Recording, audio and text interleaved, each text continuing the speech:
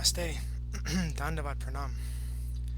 By the instruction and grace of our spiritual master, Sripad Bhakti Madhava Puri Maharaj, we are reading from Śrīmad-Bhāgavatam. Om Namo Bhagavate Vasudevaya. Canto 1, Creation, Chapter 10, Text 22.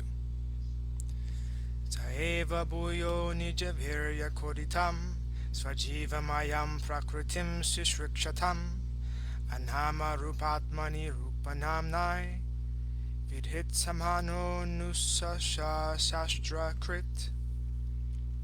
The personality of Godhead, again desiring to give names and forms to his parts and parcels, the living entities, placed them under the guidance of material nature. By his own potency, material nature is empowered to recreate. Purport. The living entities are parts and parcels of the Lord. They are of two varieties, namely Nitya Mukta and Nitya Baddha. The Nitya Muktas are eternally liberated souls, and they are eternally engaged in the reciprocation of transcendental loving service with the Lord and his eternal abode beyond the manifested mundane creations. But the Nitya Baddha, or eternally conditioned souls, are entrusted to his external energy, Maya, for rectification of their rebellious attitude toward the Supreme Father. Nitya Baddhas are eternally forgetful to their relation with the Lord as parts and parcels. They are bewildered by the illusory energy as products of matter, and thus they are very busy in making plans in the material world for becoming happy. They go on merrily with plans, but by the will of the Lord, both the plan makers and the plans are annihilated at the end of a certain period, as mentioned above. This is confirmed in Bhagavad Gita 9.7 as follows. O son of Kunti, at the end of the millennium all the living entities merge into my nature, and again when the time of creation is ripe, I begin creation by the agency of my external energy. The word bhuyaha indicates again and again. That is to say, the process of creation, maintenance, and annihilation is going on perpetually by the external energy of the Lord. He is the cause of everything, but the living beings, who are constitutionally part and parcel of the Lord, and are forgetful of the sweet relation, are given a chance again and again to get rid of the clutches of the external energy, and to revive his, the living being's, consciousness. The revealed scriptures are also created by the Lord. Vedic literatures are the guiding directions for the conditioned souls, so they can get free from the repetition of creation and annihilation of the material world and the material body. The Lord says in Bhagavad Gita, this created world and material energy are under my control.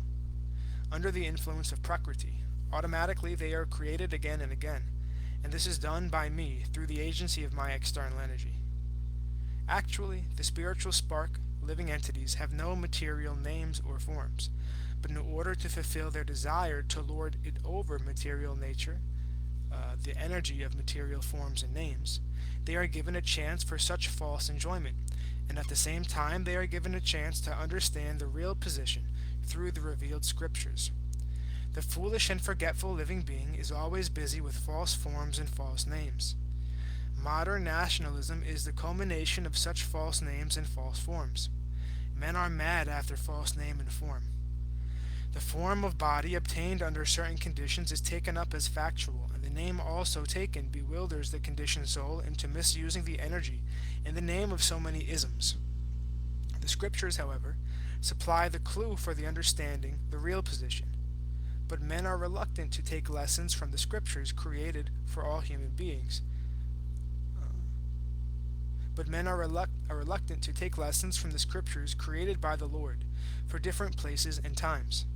For example, the Bhagavad Gita is the guiding principle for all human beings, but by the spell of material energy, they do not take care to carry out the programs of life in terms of Bhagavad Gita. Śrīmad-Bhāgavatam is the postgraduate study of knowledge for one who has thoroughly understood the principles of Bhagavad Gita. Unfortunately, people have no taste for them, and therefore they are under the clutches of Maya for repetition of birth and death. Text 23.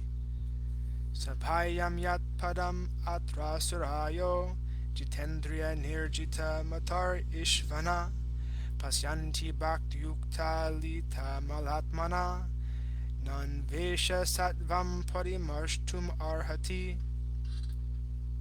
Here is the same Supreme Personality of Godhead, whose transcendental form is experienced by the great devotees, who are completely cleansed of material consciousness by dint of rigid devotional service and full control of life and the senses. And that is the only way to purify existence. Purport. As it is stated in Bhagavad Gita, the Lord can be known in his real nature by dint of pure devotional service only. So it is stated here that only the great devotees of the Lord, who are able to clear the mind of all material dust by rigid devotional service, can experience the Lord as he is. Jitendriya means one who has full control over the senses. The senses are active parts of the body, and their activities cannot be stopped. The artificial means of the yogic processes to make the senses inactive has proved to be a failure, an abject failure, even in the case of great yogis like Vishvamitra Muni. Vishvamitra Muni controlled the senses by yogic trance, but when he happened to meet Menaka,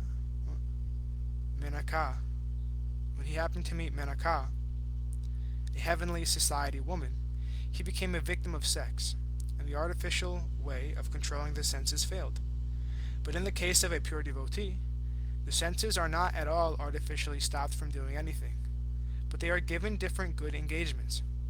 When the senses are engaged in more attractive activities, there is no chance of their being attracted by any inferior engagements. In the Bhagavad Gita, it is said that the senses can be controlled only by better engagements. Devotional service necessitates purifying the senses or engaging them in activities of devotional service. Devotional service is not inaction. Anything done in the service of the Lord becomes at once purified of its material nature. The material conception is due to ignorance only. There is nothing beyond Vasudeva.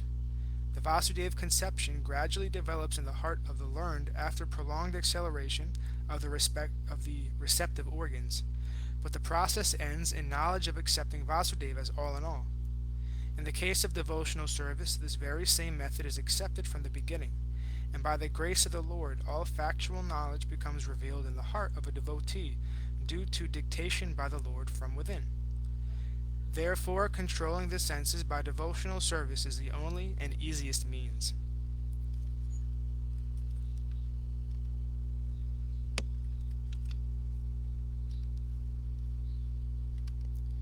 Text 24.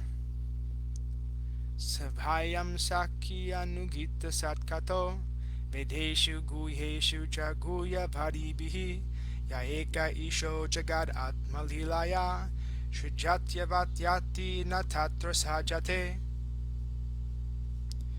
O dear friends, here is that very personality of Godhead, whose attractive and confidential pastimes are described in the confidential parts of Vedic literature by his great devotees.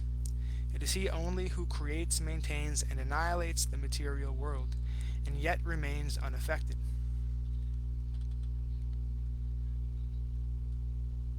Purport.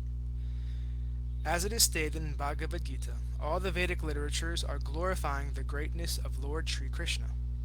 Here it is confirmed in Bhagavatam also.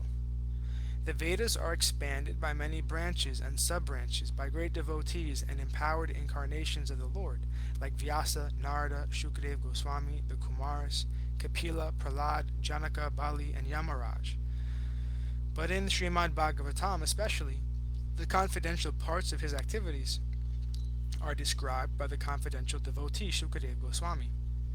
In the Vedanta Sutras or Upanishads, there is only a hint of the confidential parts of his pastimes. In such Vedic literatures as the Upanishads, the Lord has expressively been distinguished from the mundane conception of his existence. His identity being fully spiritual, his form, name, quality, and paraphernalia, etc., have been elaborately distinguished from matter, and therefore he is sometimes misunderstood by less intelligent persons as impersonal. But factually, he is the Supreme Person, Bhagavan, and he is partially represented as Paramatma, or impersonal Brahman. Text 25. Yidahya dharmena tamodiho nripa Jivanti tatraisa hi sattvata kila, date bhagam satyam rutam dayam yaso, bhavaya rupani dadhad yuge yuge. Whenever there are kings and administrators living like animals in the lowest modes of existence, the Lord in his transcendental form manifests his supreme power, the truth positive, shows special mercy to the faithful. He shows special mercy to the faithful, performs wonderful activities, and manifests various transcendental forms as is necessary in different periods and ages. As mentioned above, the cosmic creation is the property of the Supreme Lord. This is the basic philosophy of Ishopanishad. Everything is the property of the Supreme Being. No one should encroach upon the property of the Supreme Lord. One should accept only what is kindly awarded by him. Therefore, the earth or any other planet or universe is the absolute property of the Lord. The living beings are certainly his parts and parcels, or sons, and thus every one of them has a right to live at the mercy of the Lord to execute his prescribed work. No one, therefore, can encroach upon the right of another individual man or animal without being so sanctioned by the Lord. The king or the administrator is the representative of the Lord to look after the management of the Lord's will. He must therefore be a recognized person like Maharaj Yudhisthira or Parikshit. Such kings have full responsibility and knowledge from authorities about the administration of the world, but at times, due to the influence of the mode of ignorance of material nature, tamagun, the lowest of the material modes, kings and administrators come into power without knowledge and responsibility, and such foolish administrators live like animals for the sake of their own personal interest. The result is that the whole atmosphere becomes surcharged with anarchy and with vicious elements. Nepotism, bribery, cheating, aggression, and therefore famine, epidemic, war, and similar other disturbing features become prominent in human society, and the devotees of the Lord, or the faithful, are persecuted by all means.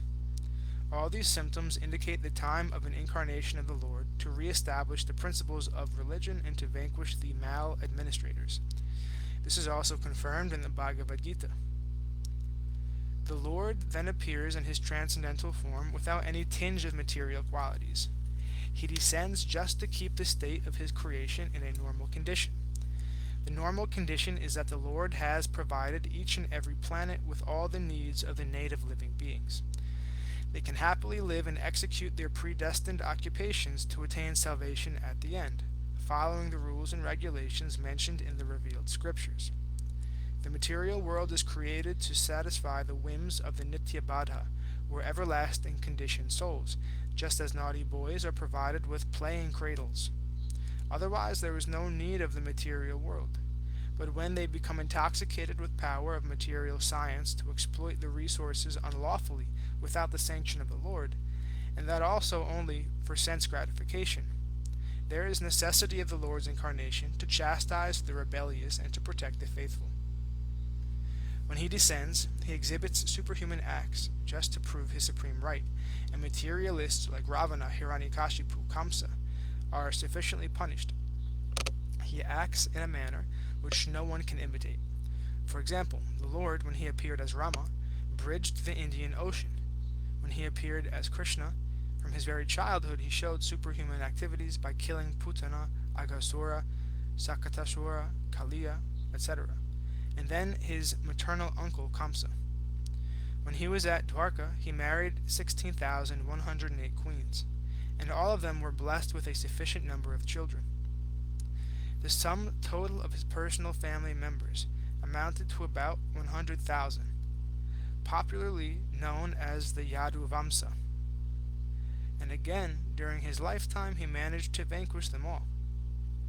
He is famous as the Govardhandari Hari, because he lifted at the age of only 7 the hill known as Govardhan. The Lord killed many undesirable kings in his time, and as a Kshatriya he fought chivalrously.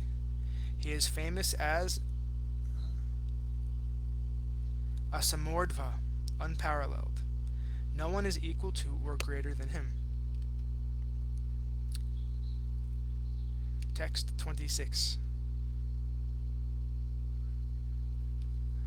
Aho alam slagyatamam yadho kulam, aho alam punyatamam madhur vanam, yadesha pumsam rashabhashuyapati, svajanmana chankrama nena chanchati.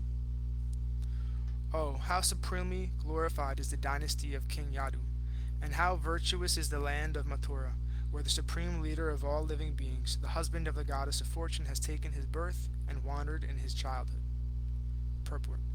In the Bhagavad Gita, the personality of Godhead, Sri Kṛṣṇa, has expressively given a description of his transcendental appearance, disappearance, and activities. The Lord appears in a particular family or place by his inconceivable potency. He does not take birth as a conditioned soul. He does not take his birth as a conditioned soul, quits his body, and accepts another body.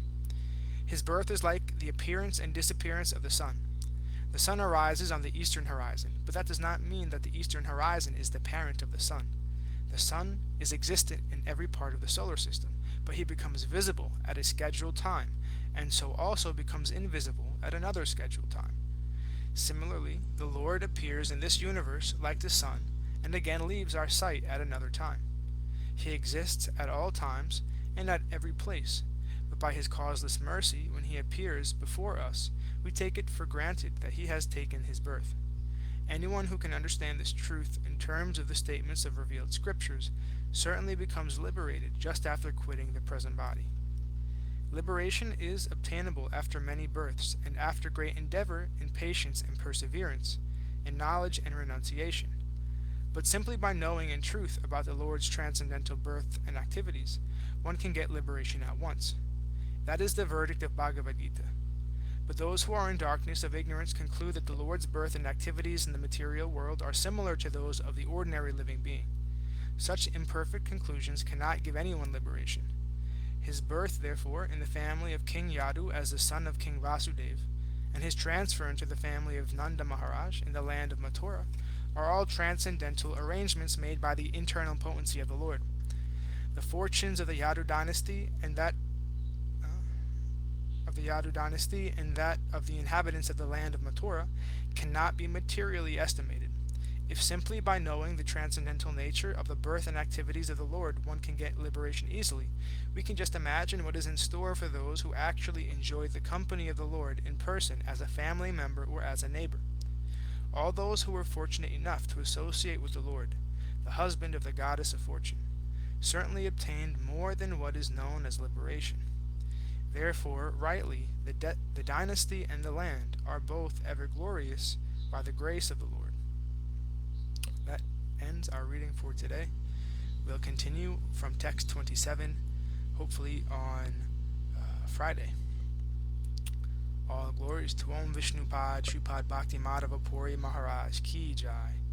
All glories to Om Vishnupad Srila Bhakti Nirmala Acharya Maharaj Ki Jai. All glories to Om Vishnupad Srila Bhakti Sundar Govinda Dev Goswami Maharaj Ki Jai. All glories to Om Vishnupad Srila A.C. Bhakti Vedanti Swami Prabhupada Ki Jai. All glories to Om Vishnupad Srila Bhakti Rakshak Shiradev Goswami Maharaj Ki Jai. All glories to Om Vishnupad Jagad Guru Srila Bhakti Siddhanta Saraswati Thakur Prabhupada Ki Jai. All glories to our Rupanuga Guru Varga Ki Jai. All glories to the assembled devotees. All glories to the worldwide devotees. All glories Bhakti Vrinda Ki Jai.